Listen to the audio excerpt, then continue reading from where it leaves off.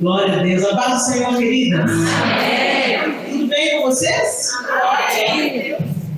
Que dia novo, maravilhoso, né? Que delícia esse louvor de poder adorar Jesus, dizer que Ele é grande, que Ele é maravilhoso. Ai, que delícia. Transformados. Bom, vamos entender um pouquinho o que isso de fato quer dizer na nossa língua, na língua portuguesa. Segundo o dicionário, transformar é dar nova forma, modificar, renovar, alterar, metamorfosear, transfigurar, regenerar, melhorar, variar, desfigurar. O velhão tem que ser desfigurado, irmãos mesmo, né? Mudar de forma, converter-se, olha, disfarçar-se, tornar-se diferente, modificar-se, regenerar-se. Esses são os conceitos do nosso dicionário. Eu queria que você abrisse a sua Bíblia comigo em Romanos, capítulo 11. Nós vamos do 11, vamos mudar para o 12 afora, mas começa comigo em Romanos, capítulo 11.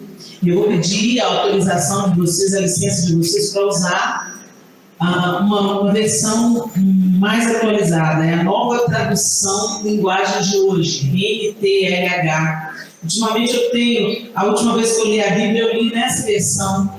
E ela traz uma clareza tão grande, a gente às vezes lê o texto bíblico e não entende bem. Talvez você não esteja entendendo bem a Bíblia porque ela está na linguagem assim mais rebuscada. Então eu sugiro essa NTLH, a nova tradução da linguagem de hoje. É o mesmo texto bíblico, a essência é exatamente, a Bíblia é totalmente fiel ao texto original, mas com uma linguagem que a gente usa hoje é bem mais acessível para a gente compreender melhor as escrituras sagradas, ok? Então eu vou usar essa versão. Se não é a sua versão, então fique atento comigo. A leitura é um pouquinho extensa, mas porque está nessa linguagem, ela é bem fácil de ser compreendida, ok? Romanos capítulo 11, eu vou ler a partir do verso 13, ok? Agora estou falando a vocês que não são judeus. Quem está falando? O apóstolo Paulo. Agora estou falando a vocês que não são judeus. Tem alguma judia aqui? Então está falando aí com a gente mesmo. Ok? Enquanto eu for o apóstolo dos não judeus, terei orgulho do meu trabalho. Talvez eu possa fazer com que os que são da minha própria raça, ou seja, o apóstolo Paulo era judeu, então talvez eu possa fazer com aqueles que são judeus também, como eu, da minha própria raça, fiquem com ciúmes, e assim seja possível salvar alguns deles. Porque quando os judeus foram rejeitados, o resto do mundo se tornou amigo de Deus. Presta atenção no que ele está dizendo. Porque quando os judeus foram rejeitados, o resto do mundo se tornou amigo de Deus. O que acontecerá então quando eles forem aceitos? Os que estiverem mortos receberão a vida. Pois se o primeiro pão assado depois da colheita é dedicado a Deus, isso quer dizer que todos os outros pães também são dedicados a Ele. E se as raízes de uma árvore são oferecidas a Deus, os galhos também são dele. Alguns galhos da oliveira cultivada foram quebrados, e um galho de oliveira brava foi enxertado nela. Pois vocês, os não-judeus, são como aquela oliveira brava, e agora tomam parte na força e na riqueza espiritual dos judeus. Portanto, vocês não devem desprezar os galhos que foram quebrados. Como é que vocês podem estar orgulhosos? Vocês são somente galhos. Não são vocês que sustentam a raiz, é a raiz que sustenta vocês. Porém, vocês dirão, sim, mas os galhos foram quebrados a fim de dar lugar para nós. Isso é verdade. Mas lembrem que eles foram quebrados porque não creram. No entanto, vocês continuam na oliveira porque creem. E não tenham orgulho disso. Pelo contrário, tenham medo. Se Deus não deixou de castigar os judeus, que são como galhos naturais, vocês acham que Ele vai deixar de castigar vocês? Vejam como Deus é bom e também é duro.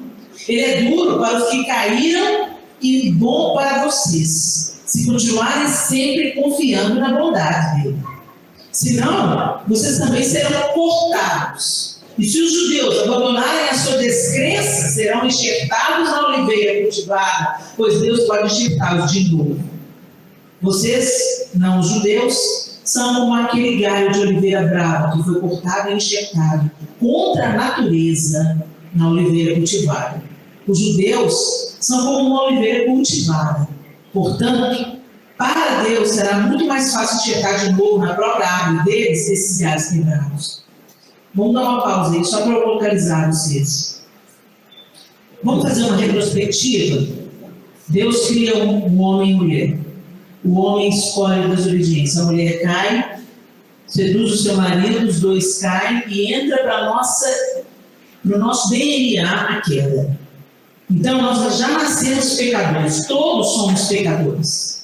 Lá em Romanos, o próprio apóstolo Paulo diz: pois todos pecaram e destituídos estão da glória de Deus.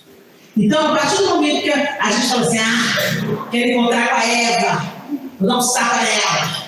Gente, o fato é que, da mesma maneira que a serpente enganou Eva, podia enganar qualquer um de nós aqui. Aliás, está enganando até hoje. Né? Porque uma coisa que a serpente não parou de fazer, né? Satanás não parou de fazer, é financiar projetos de poder, e do mesmo jeito que ele fez com a Eva. Ele chega para a mulher e propõe: você vai ser como Deus, você não vai morrer, você vai ser como Deus. E tem um tanto de mulher querendo ser como Deus aí, um tanto de homem querendo ser como Deus. A humanidade está brincando de ser Deus. É só a gente ler um pouquinho as notícias que a gente já se situa. Todo mundo está querendo ser Deus, e o diabo está financiando esse projeto. Então, o fato é que quando houve a queda, ela já entrou na nossa vida com o DNA. Por isso que quando o salmista fala: eu nasci na iniquidade, em pecado me concebeu minha mãe, o salmista não está falando da relação sexual. O salmista está falando do pecado original. Vocês lembram lá em Gênesis, quando Deus está falando? Então, os animais foram sendo multiplicados conforme a sua espécie. Pois é, conforme a sua espécie. Quando o homem e a mulher conceberam, os primeiros filhos que já nasceram foram conforme a sua espécie, a espécie da queda. Então eles já foram gerados na queda. Por isso a gente já nasce pecador. A gente já nasce, está no DNA da gente. E é por isso que Jesus precisou vir, para nos resgatar deste estado de queda. E nos regenerar ao lugar de filhos. Mas essa é uma obra incessante. Enquanto estamos nessa carne, essa obra precisará de ser aperfeiçoada dia após dia. Isso se chama santificação. Vocês estão me entendendo? Então você não merecia coisa alguma, você já nasceu na condenação. Aí Deus expulsa o homem e a mulher da sua presença, porque ele é um Deus santo, não dava para comungar com o pecado, não dava para conviver com a queda. Eles são expulsos, mas Deus já traça um plano de resgate, ok? Da humanidade. Então, ele envia o seu filho, mas como ele enviou o seu filho? Ele já começou a tecer o plano do resgate lá quando ele chamou Abraão. Então, quando ele chama Abraão e promete para Abraão fazer dele uma grande nação, ele está querendo dizer que todos nós nos tornaríamos filhos de Abraão. Mas através de quem? Através do sacrifício de Jesus. Mas em Abraão, ele forma o povo judeu. Abraão gerou Isaac, gerou Jacó. E Jacó lutou com Deus, foi marcado por Deus e recebeu o nome de Israel. O nome foi trocado de Jacó para Israel, como um prenúncio daquilo que Deus faria conosco, e mudar nossa natureza enganadora em príncipes de Deus. Aleluia. Muda então Israel. Israel tem 12 filhos. Os 12 filhos de Israel dão nome às tribos de Israel. Ok? Então dali nasce um povo. E desse povo, da tribo de Judá, vem Jesus Cristo, o Messias esperado pelo povo de Israel. Só que o povo de Israel esperava o Messias que fosse ser um líder político, um cara que ia restituir a Israel a glória dos tempos de Salomão. Vocês lembram que Deus prometeu para Davi que o descendente de Davi, nunca ia faltar um descendente de Davi no trono? Deus estava apontando para Jesus, o descendente de Davi, que nunca vai perder o trono, é Jesus Cristo. Gente, a gente vai entender a Bíblia de uma maneira linear, é tão linda, faz tanto sentido. Por isso que a gente precisa de ler a palavra de Deus. E aí vem Jesus, e Jesus veio que nos regenerar desse estado de queda, nos reconectar com Deus, quando nós estávamos separados pelos nossos delitos, pelos nossos pecados. Ele fez reconciliação. Reconciliação é entre relacionamentos quebrados. Não é isso? Então Jesus nos leva de volta para Deus, nos apresenta um Deus que é Pai, e fala: agora vocês vão viver para Ele. Só que essa promessa era para o povo judeu, pelo menos o povo judeu acreditava nisso, porque tinha promessa do Messias. Em todos os livros da Bíblia, você vai vendo a palavra de Deus sempre apontando para a figura do Messias, e quando você vai estudando, você vai compreendendo. E os livros proféticos, a profecia de Isaías, sempre preveu a vinda do Messias. Ele iria se sentar no trono de Davi. Como é que é isso? Na cabeça do povo judeu, o líder político, como Salomão, como Davi. Mas Deus tinha um plano muito superior. Política é muito pouco para Deus. Política sobe e desce. Políticos entram e saem. Mas o projeto de Deus é o reino eterno. O reino que não tem fim. Não se comprometa com o que é eterno, gente. Não se compromete com o que é passageiro, não. Se entregue para quem é eterno. Não fica se corrompendo aí com a migalha, não. Ok? Fechei parênteses. E aqui o apóstolo Paulo, então, foi enviado o profeta aos gentios. O Senhor Jesus já deu spoiler para Pedro. Por quê? Eles pensavam na cabeça, Jesus era judeu, todos os discípulos eram judeus. Então, na cabeça dos discípulos, o evangelho, a salvação, o Messias era só para o povo judeu, o resto aquele inferno. Mas Jesus estava falando: não é isso, não é isso, não é isso, não é isso. E vocês lembram daquela visão do que Pedro teve, do lençol descendo, com tanto de bicho que o judeu não podia comer, e uma voz falando: mata e come.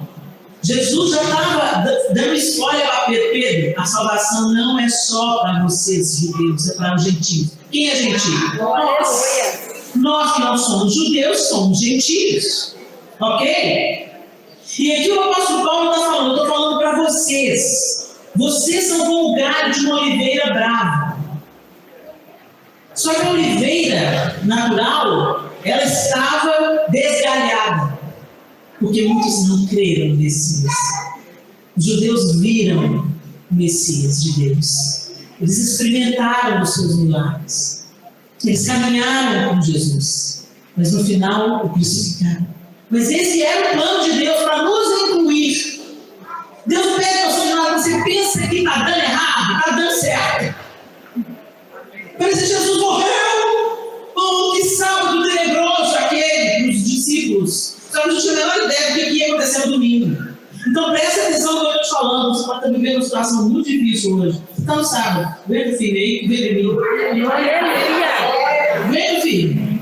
Você está vivendo a sexta-feira, parece seus sonhos todos foram por água rápida. Tem uns que tem que ir mesmo, gente. Eu não digo vocês não. Os meus sonhos, os meus planos, os meus projetos. Deixa eu morrer para sonhar os planos, os projetos de Deus, porque esses nada pode frustrar. Os nossos planos precisam ser frustrados para o plano de Deus florescer.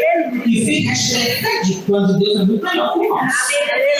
Tem uns que a gente faz bico, do que? Dá tudo errado. Faz bico. Daqui uns 10 anos você olha para trás: Deus, que isso, você me livrou. Não é?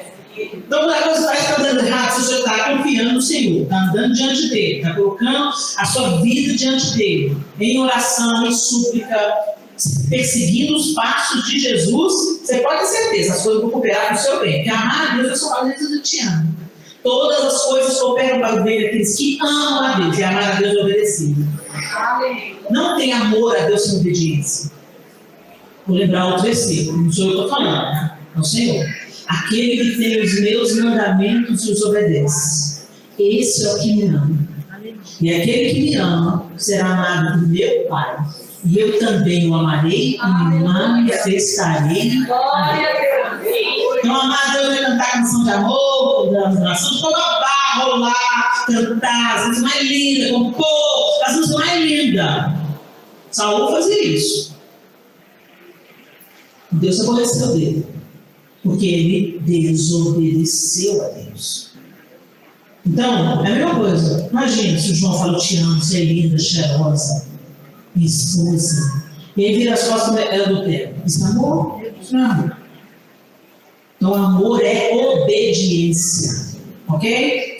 E se você está em obediência, todas as coisas, diga comigo, todas. Não é algumas, gente, é todas as coisas vão cooperar juntamente para o seu bem. Pode dar uma volta terrível, não estou entendendo nada, mas Deus está torcendo o negócio a seu favor. Ok? E aqui foi exatamente isso que ele fez. A coisa desandou, Jesus foi crucificado, você está dando errado. Não, ele estava envolvendo, trazendo os gentios. Bendita salvação que nos envolveu. E o apóstolo Paulo, então, está aqui falando com esse povo. Vocês foram enxertados na oliveira. Vocês agora são povo de Deus. Não fique vaidosinho, não. E se Deus não poupou os galhos original, não pense você. E se você se levantar contra Deus, ele vai te poupar. Não vai, não. Aí a gente lembra de João capítulo 15. Eu sou a videira verdadeira, vocês são os ramos. Se vocês estiverem em mim, eu estarei em vocês. Agora, se vocês não estiverem em mim, o meu Pai vem, corta e lança no fogo. Deixa eu ter picadinho. Parece bem claro. Vamos continuar aí, no verso 25. Meus irmãos, quero que vocês conheçam uma verdade secreta, para que não pensem que são muito sábios. A verdade é essa: a teimosia do povo de Israel não durará para sempre, mas somente até que o número completo de não-judeus venha para Deus. Olha que coisa tremenda. Vai pregar o evangelho, gente. Você tem que celebrar isso aí. É assim que todo o povo de Israel será salvo, como dizem as Escrituras Sagradas. O Redentor virá de Sião e tirará toda a maldade dos descendentes de Jacó. Eu, o Senhor, farei essa aliança com eles quando tirar os seus pecados. Verso 28. Os judeus rejeitaram o Evangelho e por isso são inimigos de Deus, para o bem de vocês, os não-judeus.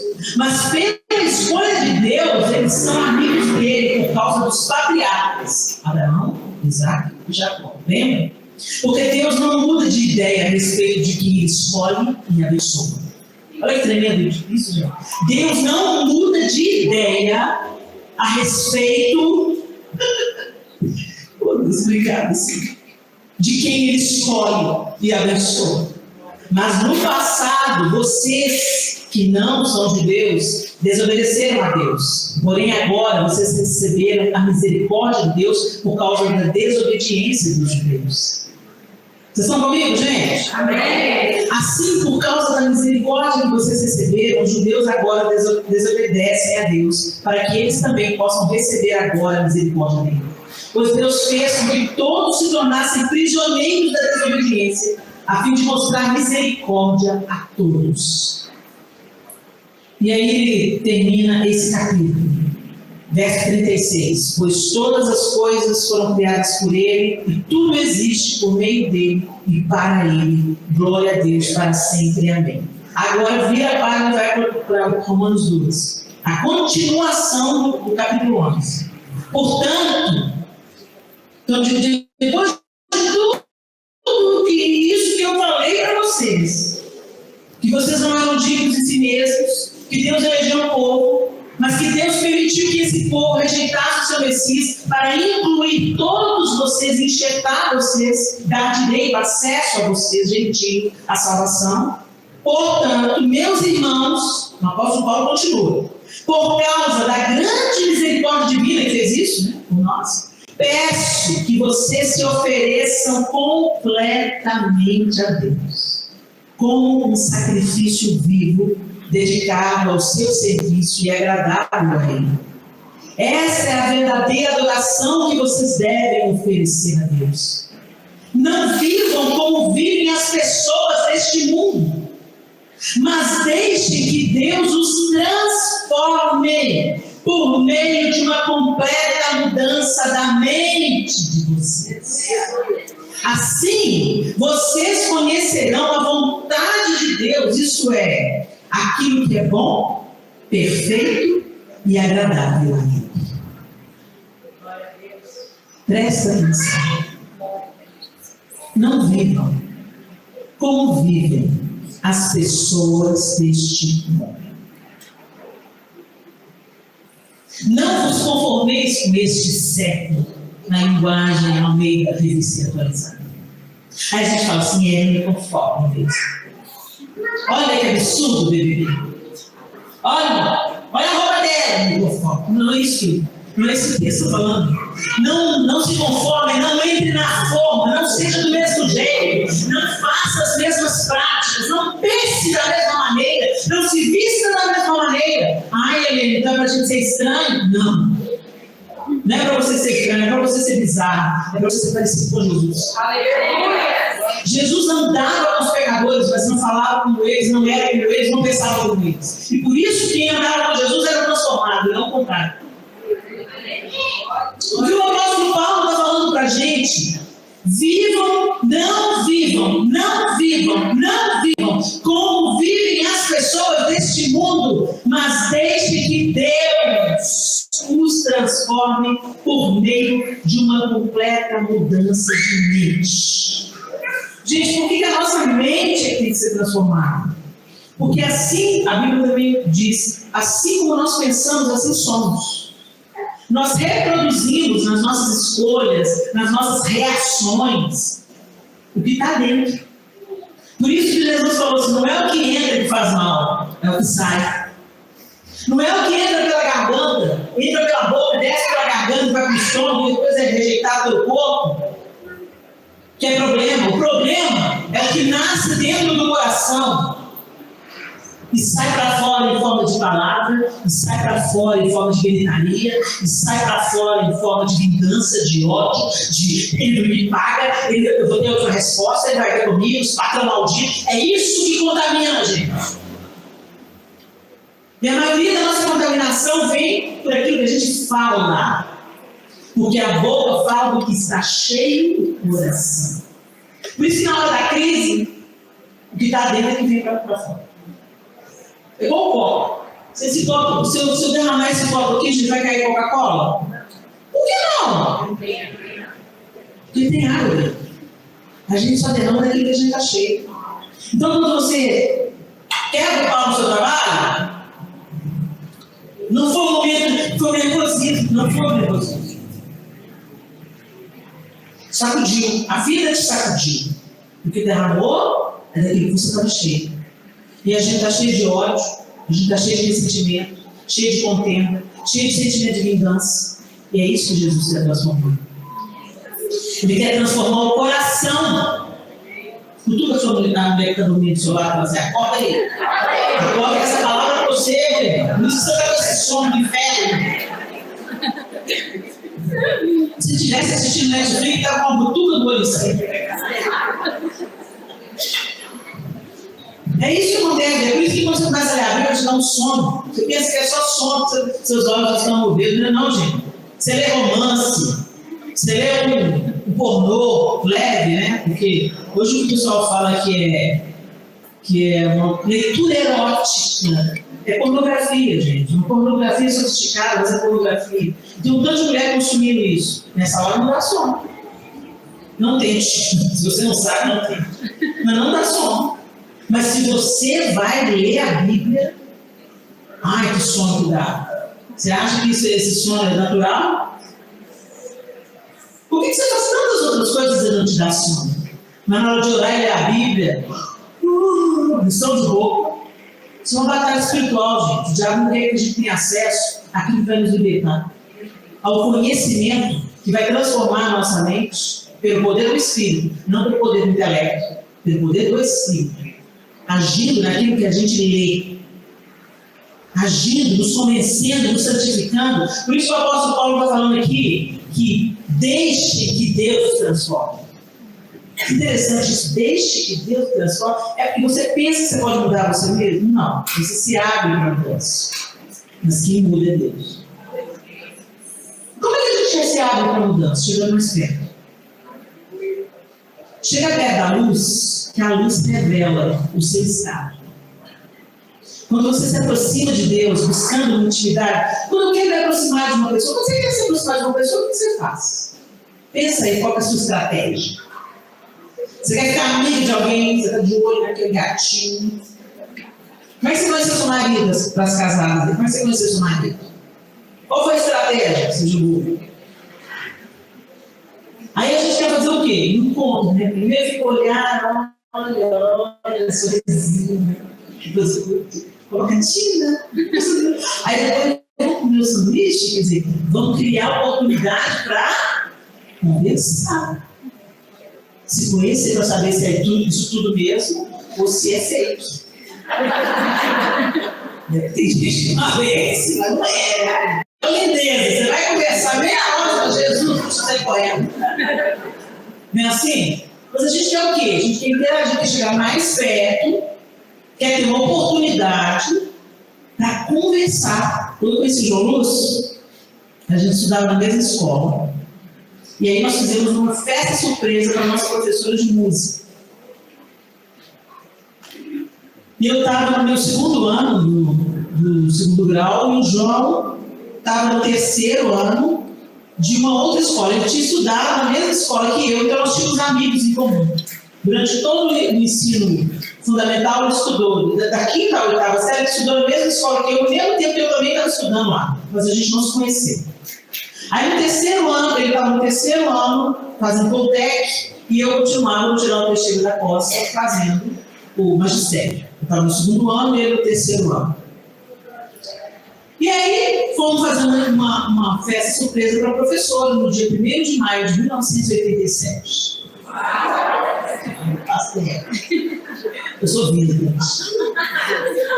Aí, ele falou, aí uma amiga nossa falou assim, Helena, tem o João Lúcio, que também estudou no colégio, também conhece a Graça, tudo. Posso chamar ele? E eu fui lá fazer o convite para o pessoal do Câmbio Negro, a banda que tocava, a gente se Câmbio Negro. Aí, não, pode sim. Aí nós nos conhecemos no aniversário da Graça. Quando eu vi o moço, gostei do moço. Moço bonito. Colei o olho nele, colou o olho em mim, mas eu me interessei primeiro. Aí, o que eu fiz? Gente, eu tenho que conhecer esse moço. Mas a gente não... Ele era de uma outra escola, a gente não morava no mesmo bairro, a gente tinha amigos em comum, mas não tinha oportunidade de trocar ideia. O que eu fiz? Fiquei sabendo que ele estava participando de uma peça de teatro da turma do meu colégio. Fomos atrás da professora de arte e assim, arruma um papel para a gente entrar nessa peça. E ela falou assim, não tem jeito, não, Helena, já está cumprido. A gente estava fazendo o colégio estava produzindo a peça O Pagador de Promessas, de Dias Gomes. Aí tinha uma beata, e ele era padre. Eu falei assim, muda a beata para 3 beatas. Que aí eu e minha amiga iríamos entrar. Não, gente, por favor, Miriam, por favor, menina, deixa a gente entrar. Aí ela já percebeu. Quem é que você se interessar na peça? Aí a minha amiga disse, não, eu não, a Helena tá. Você não quer nem saber quem é, tá bom, eu dou o papel para vocês, transformando a beata, uma beata virou 3, e lá fomos nós, eu fiquei de olho no padre. E aí, o que aconteceu? Eu queria conversar com ele, eu queria conhecer, queria entender o que estava na cabeça dele, quais eram os sonhos, os objetivos. Como é que ele tratava a mãe dele, como é que ele tratava as irmãs dele, para saber se dava liga. O que ele cria. Era crente, gente, mas era uma crente meio pequena. Por isso eu te falo, por experiência própria. Estar dentro da igreja não significa que você nasceu de novo, não. Tá? Hashtag fica a dica. Desceu um joio do tamanho, toda alegria você quer alecrim dourado, com cílio de trigo. Então, não seja líquido dourado, nem seja joio, seja trigo. Volta aqui. Aí eu peguei e fiquei de olho nele. Daí eu comecei a conversar com ele e eu vi que tinha muita coisa em comum. E eu descobri que ele tinha uma sede de Jesus e Deus usou a Lula para pregar o evangelho para ele. Não faça isso em casa, tá? Essa história de namoro evangelístico não existe. Tá? Mas Deus tinha um plano na vida do João, ele já estava pronto, na verdade. Só precisava de Jesus entrar na vida dele. E me deu mais responsabilidade. Poxa, agora tem que ser feito de verdade, que eu sou uma desse cara. Então Jesus consertou as coisas numa cajatada só. Levei ele em casa, nós nos conhecemos um tempo, conversamos um tempo, foi em casa de meu pai para morar, nós aí casados, esse ano faz 33 anos. Nasceu um casamento com 4 filhos, por quê? Porque eu quis conhecer mais. Quando eu conheci mais, eu vi que tinha muito potencial para dar certo. Jesus quer conversar mais com você. Você está falando, Senhor Jesus! Fala, Jesus! Não é por amor, nada, coisa nenhuma. Você está aflita com a bagaceira desse mundo ali. Você vê tanta injustiça acontecendo, certo virando errado, errado virando certo. Você fala, Jesus! Não tem nada de amor. Tem desejo de escapar, né? Tira daqui que é coisa da feia. Ou então desejo de liberdade. Pequena, tudo que eu vou criar. Gente, não tem nada a ver com salvação. A salvação, de verdade, quando alcança, a gente fala assim, vem um pouco aí, Jesus, tem mais gente para ir para o céu. Vem um pouco mais aí, não. Segura aí, Jesus, o trabalho evangelístico aqui está pesado. Tem muita gente que já está tragando e eu tenho que ir lá, você quer o inferno. É isso que a identidade, a identificação com o coração de Jesus produz em nós. O amor dele pela nossa vida nos contagia de tal jeito que a gente ama as mesmas coisas que ele ama. A gente passa a amar o que ele ama, passa a querer o que ele quer, fica mais interessado, importante para ele do que é importante para nós. Esse é um amor altruísta. E é esse o amor do princípio do amor. Lembra do seu amor? Você é preocupado de arrumar o cabelo do jeito que o seu marido gostava. Se ele falava assim, não corta não, você fica tão lindo com o cabelo grande, você deixava. Hoje vai ele falar pra você que vai deixar o cabelo grande. Não, não, minha vida sou eu! Eu tô no século XXI! O espírito da serpente aí, tá? O amor é altruísta, gente. O amor não é que, sabe, a pessoa diz que você só bem para os outros e fazer bem para você. Não, não. É amar o próximo como a ti mesmo. Como? Então, do mesmo jeito que você tem instinto de preservação, preserva o outro. Aquilo que você não quer que faça com você, não faça com o outro. Isso é amor. Ele é altruísta, ele pensa nos outros. E foi esse amor que nos alcançou e derramou graça sobre nós. Esse que o apóstolo Paulo está falando aqui. Você não merecia nada. Você está destruindo o plano, aparentemente. Mas Deus mudou todas as coisas para incluir vocês, todas as nações. Quando o Senhor fez a promessa para Abraão, em ti farei felizes todas as famílias da terra. Não está falando todas as famílias que procederem de ti. Eu vou fazer de você uma grande nação. Dele procedeu o povo de Israel, de Abraão procedeu o povo islâmico. Quem vai dar essa bagaça no final não tem a menor ideia. O que Abraão e Sara bolaram, fizeram agarra na bagaça e agora o povo muçulmano está aí? Não sei o que é que vai fazer, não. Agora eu sei que tem muito, que Jesus está aparecendo nos muçulmanos.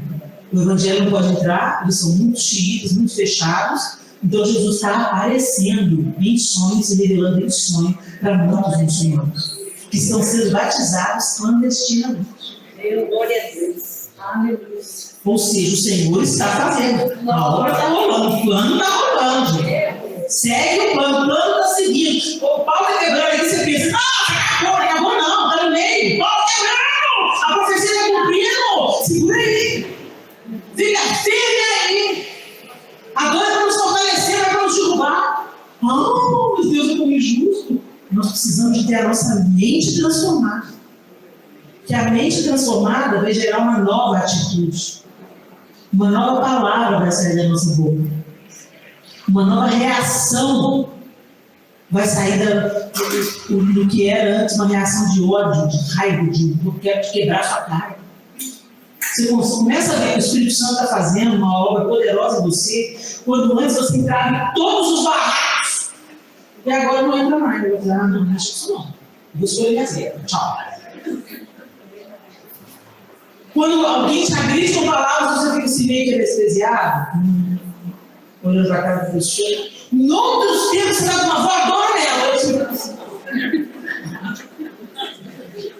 É aí que a gente vai ver a obra do Espírito em nós.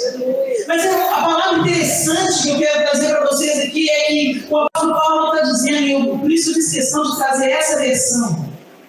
Deixe que Deus os transforme por meio de uma completa mudança da mente de vocês. Como é que a nossa mente muda? Por aquilo que entra pelos nossos olhos. Se você contempla Deus através da sua palavra, através da natureza criada, da criação, através dos gestos amorosos dos seus irmãos, da ajuda, do consolo, que muitas vezes a gente experimenta na comunhão da igreja, quando você vê Deus na face do outro, quando você vê Deus em cada pôr do sol, quando você vê Deus nos cheiros, nas texturas, nos sabores, e sobretudo quando você vê Deus através da sua palavra, onde você percebe claramente o caráter dele, você vai sendo transformado de dentro para fora. E é por isso que te dá uma preguiça de ler a Bíblia. Porque lendo a Bíblia, você não sabe só dar o check, uma obrigação religiosa. Tem gente que lê a Bíblia para falar para o outro, eu já li a Bíblia 13 vezes, e você 15. Vaidade. Leu tanto, não aproveitou nada. Está aí toda vaidosa. Agora, quando você lê no intuito de ler a carta de amor, voltando para o nosso namoro, na nossa época não tinha e-mail, não, nem text message, nem WhatsApp. Aí o João mandou uma carta. A gente já namorava há quase 2 anos e ele mandou uma carta. Quando eu abri a caixa de correio e vi a carta, eu tirei a carta, estava tão cheirosa. E aí eu corri para dentro de casa, pai, abre para mim a carta e lê para mim. Vocês acham que eu fiz isso? Você faria? É claro que não. Entendeu? Eu passo, fechei a porta, fiquei na cama, fiz uma cena de novela, fiquei na cama. Abri a carta com tesoura, para depois guardar na caixinha de regulação. Tirei a carta e reli. E fiquei pensando, o que Simon quis dizer com isso?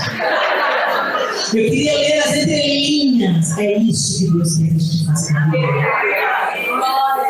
Que você enxergue o Senhor em cada história. Que você não leia só uma história. Que você deixe a palavra entrar dentro de você e acender a luz. E fazer você enxergar o caráter de Deus, a maneira que Deus é, como Ele age. Nossa, mas eu fui ler o Antigo Testamento, meu Deus do céu, que Deus é esse? Que Deus duro, manda matar, mata todo mundo, mata os meninos de peito, mata. Nossa Deus! Pois é, foi esse mesmo Deus que continua sendo justo, que morreu o filho dele para ter você de volta. Aleluia! Glória a Deus. A gente acha que Deus é injusto até a gente pensar na salvação. Né? Será que Ele não poupou o seu próprio filho para nos dar vida e vida em abundância? Aleluia! E sabe o que a gente faz com isso? Despreza isso. A gente prefere beber. As pessoas não vão para o inferno apenas por seus pecados. Porque a porta do perdão de pecados já foi liberada. Jesus já pagou o preço pelos nossos pecados. É só você tomar posse dessa absolvição e passar a viver de acordo com ela. Mas o que acontece? O pessoal fala assim, sou salvo pela graça? Eu deixo eu viver a vida louca. Não. É a mesma coisa você ser absolvido de um crime e ir lá e fazer outro. As pessoas não vão para o inferno apenas pelos seus pecados, as pessoas vão para o inferno porque elas rejeitam a graça de Deus. A carta de perdão elas rasgam. A sentença de morte, que elas iriam ser livres dela, elas rejeitam. Elas rejeitam a carta de perdão. E elas preferem viver a morte. Ir caminhando para a morte, para a sentença de morte. As pessoas vão para o inferno porque elas rejeitaram a graça de Deus. Inclusive aqueles que falam, eu sou salvo pela graça, não preciso fazer mais nada. Nós não podemos salvar a nós mesmos, fato. Mas uma vez que a gente entende a graça, nós não vamos mais viver na direção que a gente está. Nunca. Imediatamente, quando a gente compreende que Deus fez o plano de salvação, para nós não vivermos mais sob a condenação de nascença do pecado, a gente vira, a gente muda de direção, de pensamento, e a gente começa a olhar para o Senhor, atraídos pelo Senhor, caminhando para o Senhor. E é aí que nós somos restaurados. E é aí que nós somos transformados. À medida que caminhamos com Ele, os nossos olhos se abrem. E a partir do pão, os nossos olhos se abrem, reconhecemos quem Tu és. É isso. A canção está dizendo o que acontece na vida. A gente conhece Jesus, está andando com Ele, está lamentando a vida, está vindo na igreja lamentando a vida. Pois é, estou sabendo, você, Jesus morreu. Onde você estava? Você não viu os acontecimentos de Jerusalém? Pois é, foi assim, foi assado. Pois é, Jesus veio acontecido, não era, ele morreu e estava Jesus ali. E aí Jesus começa a expor as Escrituras. Olha o poder da palavra. Começou a expor as Escrituras, E eles foram trazendo à memória quem Deus era, as suas promessas. Que escrituras eram essas no Antigo Testamento? Então quem fala que o Antigo Testamento não era a Bíblia, não é mais a Bíblia, não sabe de nada. Né? A Bíblia que Jesus pregava no Antigo Testamento. E aí quando eles estão juntos à mesa, intimidade. Mesa é intimidade. Você senta na mesa com quem você quer conhecer mais. Você chama para jantar quem você quer mais conhecer. E a partir do pão, a revelação de quem Jesus era. É isso que Ele faz conosco, na vida. Mas será que a gente está deixando, permitindo que Ele nos transforme pela renovação da nossa mente? A nossa parte é contemplar Deus através da palavra. A gente precisa de parar, sabe, gente? A gente corre tanto no porta-Deus. Para, olha para o pôr do sol e pensa, foi Deus que fez. Olha para uma flor e veja, foi Deus que fez. E conheça a grandeza de Deus nas pequenas provisões. Uau, tem água no chuveiro hoje. A água está vindo pelo cano, alguém trabalhou, fez essa água, canalizou essa água, e ela está vindo, eu estou tomando banho. Oh, glória a Deus! Glória a Deus. Teve dinheiro para pagar a conta de água. Oh, glória a Deus! Eu consegui fazer uma refeição. Oh, glória a Deus! Eu consegui sentir o sabor das coisas que eu mais gosto. Glória a Deus! Quem tem Covid aí, perdeu o paladar, sabe o que eu estou falando? Será que a gente vai precisar de perder o quê? Para a gente passar a enxergar o valor que Deus tem. Quem Ele é, sua grandeza, sua soberania, sua majestade, sua vida pulsando em nós. O fôlego de vida, você só está respirando aí, porque Deus ainda está te dando vida, minha linda. Está difícil? Ele está te sustentando. Ele está te mantendo de pé. É Ele que fez você sair de casa. Eu vim aqui na igreja, não fui eu, não fui a pastora Sara, não. É Deus que tem cuidado de você. É Deus que tem cuidado do livramento, que você não faz a menor ideia. Então vamos contemplar Deus, gente. Aleluia. Porque é contemplando o Senhor que nós somos transformados. Pode colocar lixo diante dos seus olhos. A concupiscência da vida entra pelos olhos. A gente cobiça pelos olhos. O adultério começa pelo olhar, é uma troca de olhares, pelas palavras que saem da boca. Você está comendo lixo que você for robusto espiritualmente, não vai rolar. Selecione o que você põe no prato da sua vida. Selecione o que você escuta. Selecione de que conversa você participa. Aleluia, Jesus. Porque o que sai da sua boca é o que está te matando, está te contaminando. Que o Espírito Santo te lembre dessa palavra. Na hora de uma conversa que não está edificando, está expondo a nudez de outra pessoa. Isso não é amor. Quando você está participando da nudez exposta de outra pessoa, porque você não quer fazer com os outros, que você não quer que faça com você, isso é amor. E a ordenança do Senhor é: ama o teu próximo como a ti mesmo. E obedecendo aos mandamentos é que nós amamos a Deus. Tudo está conectado. E para terminar, ele está dizendo: não vivam como vivem as pessoas deste mundo. Passo um. Ah, mas todo mundo vai. Mas você não é todo mundo. Mas todo mundo faz. Você não é todo mundo. Mas todo mundo dorme com o namorado antes de casamento. Você não é todo mundo. Mas todo mundo mente. Você não é todo mundo.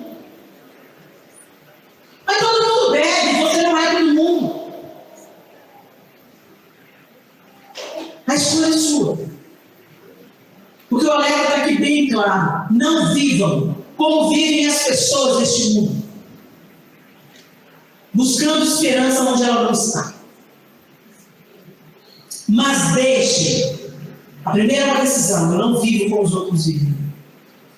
Eu escolho o caminho da vida e não o caminho da morte. Eu sou guiado pela palavra de Deus e não pelo meu intelecto, pela minha opinião, pela opinião alheia, pelo movimento político do momento. Eu não vivo pelos movimentos, eu vivo pela palavra de Deus.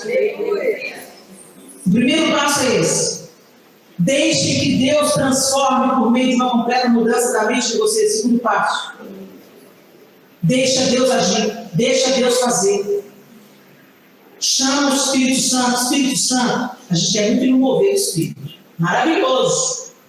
Mas o maior mover do Espírito é a transformação do seu caráter. Aleluia. É você passar a ser honesta, pagar suas contas, ser fiel ao seu marido, parar de conversar fiado sobre a vida alheia, deixar Deus mudar sua língua, ter as suas vestes transformadas, não para ser legalista, mas porque o seu corpo é a consciência do seu corpo, é templo do Espírito Santo, onde habita Deus. E você comunica uma mensagem, inclusive com a forma que você se veste. Você é crente inteiro. Ah, mas Deus quer só um coração. Se o coração for totalmente dele, o lado de fora vai mudar também. Porque é impossível, gente, você santificar por dentro e isso não transbordar.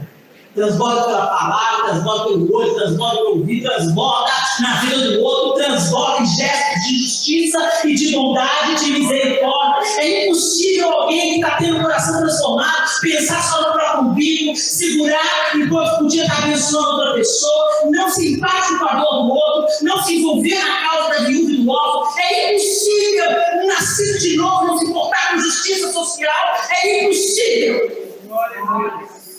Por isso a gente tem uma igreja apática, que revela um coração não convertido, um coração não transformado. Quando eu falo igreja, eu estou falando da instituição mundial.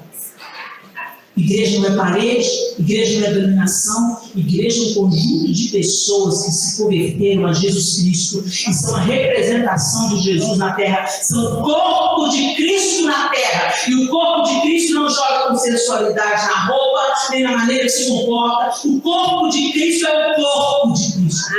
Os pés vão onde ele iria, os braços abraçam quem ele acolheria, o coração pulsa pelas causas que Jesus pulsa. Isso é ser corpo de Cristo. Não seja prótese.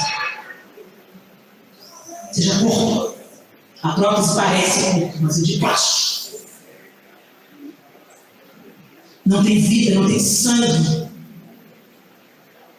Não está conectado aqui. Não seja uma prótese. E aí ele desfecha. Assim, consequência. Vocês conhecerão a vontade de Deus, isso é, aquilo que é bom, perfeito e agradável a Ele. Vocês vão conhecer a bondade de Deus. Vocês vão conhecer a perfeição de Deus e aquilo que é agradável a Ele. Feche os seus olhos.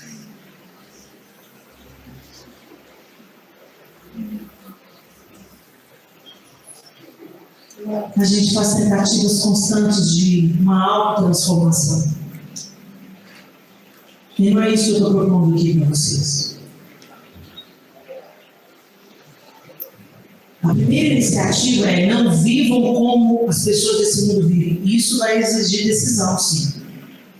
Mas se ela não for sustentada com Deus transformando a sua mente, não vai durar. Não vai durar. A gente dá o primeiro passo, procurando se afastar dos padrões humanos desse tempo.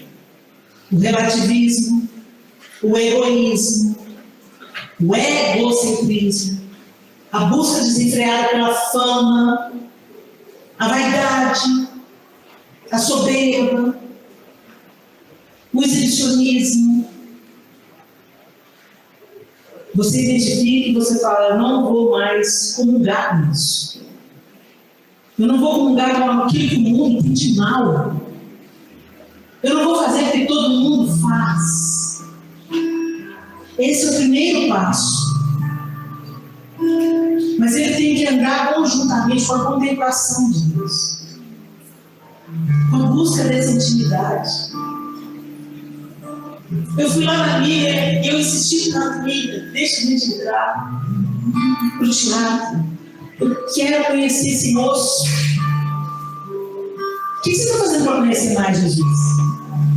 Você anda com gente que o assunto é Jesus? Vocês param para tomar chá com as amigas para falar dos milagres do Senhor? É assim que a gente conhece o noivo. Será que você tem parado para querer conhecer mais de Jesus? Através das Escrituras. Quando você vai ler a Bíblia, deixa eu ver o que descubro hoje mais sobre o caráter de Deus, sobre a bondade de Deus, sobre como Ele age, como Ele sente, como é que é o coração dele, o que Ele gosta. O que eu quero fazer é o que Ele gosta. E não é para receber nada em troca. É só pela alegria de ver Ele feliz. Eu sou tão feliz com Ele. Você quer namorar com um noivo. A noiva chama, o Espírito e a noiva dizem: vem, vem. E vem, Jesus, não é para me livrar desse mundo, não. Vem porque eu quero te conhecer plenamente. Vem porque eu quero só namorar, eu quero casar. Eu lembro quando eu ia levar o João no portão do namoro, dava uma tristeza na despedida. Aí nós decidimos casar. Porque a gente não queria mais dormir separado, viver separado, viver em casas separadas.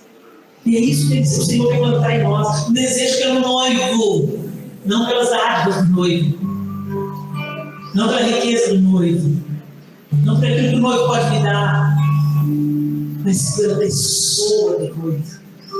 Eu quero casar com você, Jesus. Eu quero te conhecer plenamente, Jesus.